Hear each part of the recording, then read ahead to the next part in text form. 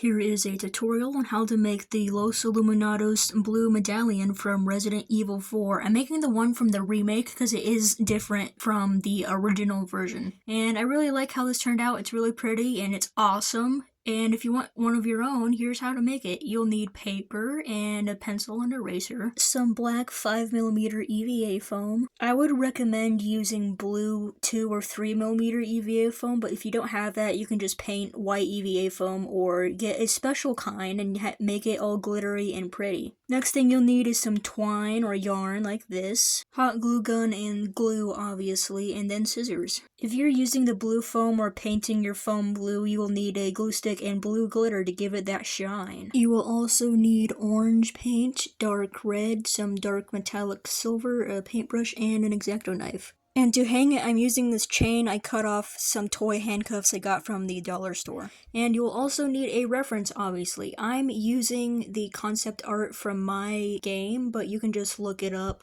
You don't have to open your game to get the reference. But here it is. It's super detailed and shows you the different pieces in different angles. And it's a really, really great reference. We're gonna start by sketching it out. I sketched out two main pieces, the Los Illuminados symbol and then the circle piece behind it.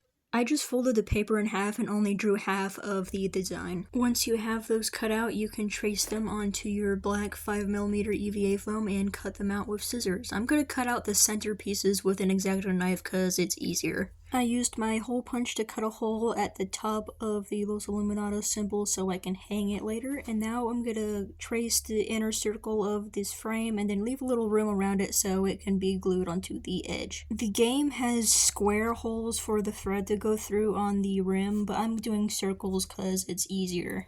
To add texture and depth and to help with painting details later, very, very lightly spread and squeeze out hot glue on both of your pieces. This will give it an old, rusted, hammered metal look. And to add depth to the actual design, I'm gonna just layer hot glue on the thicker parts at the top and the bottom. Once your glue is dry, paint it black to get rid of that shininess, and the glue dries white, so that will get rid of it also, and it will prep it for painting later.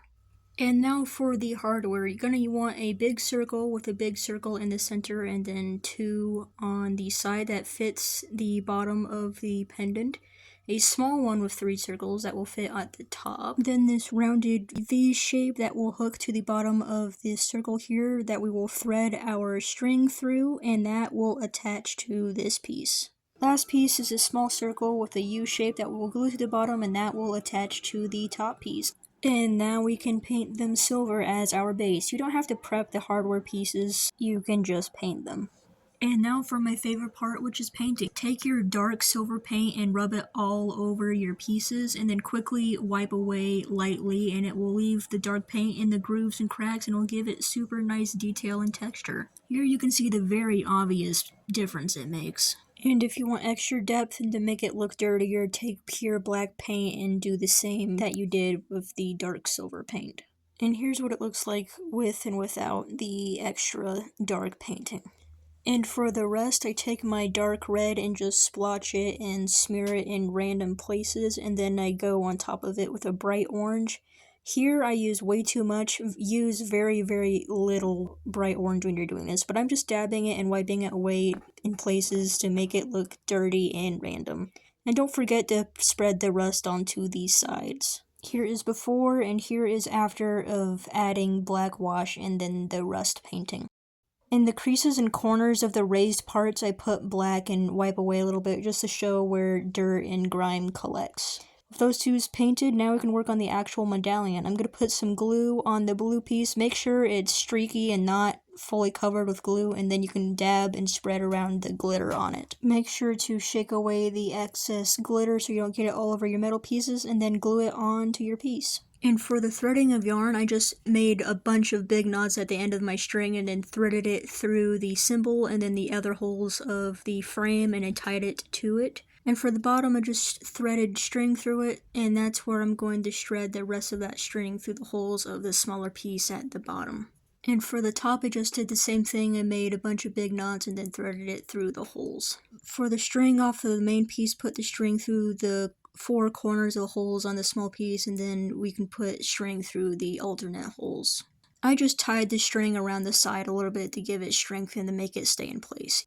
You could make the string hanging off the bottom as long as you want, and now we can work on the top part. And to give the chain to actually hang from something, I'm using a bail, but you can just use like any sort of hook or ring, and I'm putting glue down and holding it in place straight up. And when the glue dries, I'm going to paint it silver.